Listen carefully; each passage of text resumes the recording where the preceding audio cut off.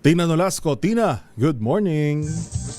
Good morning, Yuel. Kamot ulo ang ilang mga vendor ng kakanin dito sa Langaray Market sa Caloocan dahil sa tumal ng benta ng kanilang mga kakanin. Itong mga nakaraang walang tigil ang pag-ulan. Ayon kay Kuya John D, isa sa mga vendor ng kakanin na ating nakapanayam, kapag maulan kasi kakaunti ang mga mamimili sa pamilihan, kaya't kaunti rin ang kanilang benta. Pero ngayon, bahagyang gumaganda na ang panahon, umaasa ang ilang mga vendor na ating nakapanayam na babalik na ang sigla ng kanilang tindang kakanin.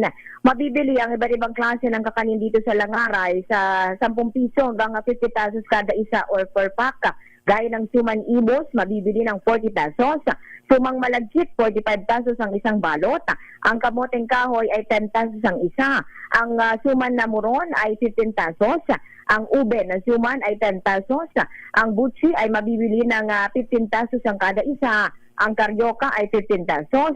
Ang sapin-sapin, 20 pesos. Mabibili rin ng egg pie, tikoy at biko ng 25 pesos kada isa. Ang puto kalasaw naman ay nasa 20 pesos hanggang 50 pesos. Ang kasaba, 20 pesos kada isa. Ang puto per pack ay mabibili ng 50 pesos.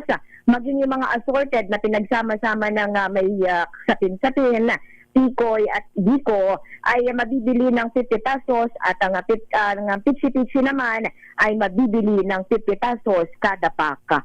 Ito, si Manila Girl RH19 na Nolasco para sa Leader H, una sa Pilipinas, una sa Pilipino. Thank you, Tina Nolasco.